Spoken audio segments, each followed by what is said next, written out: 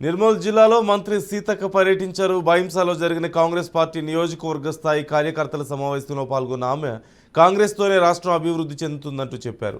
Parliament ఎన్నికల్లో కాంగ్రెస్ అభ్యర్థి గెలుపు కోసం కృషి చేయాలంటూ తెలిపారు. పార్లమెంట్ ఎన్నికల తర్వాత స్థానిక సంస్థల ఎన్నికలు ఉంటాయని, పార్టీ కోసం పనిచేసిన వారికే సముచిత స్థానం కల్పించి పోటీకి అవకాశం కల్పిస్తామంటూ సీతక్క తెలిపారు.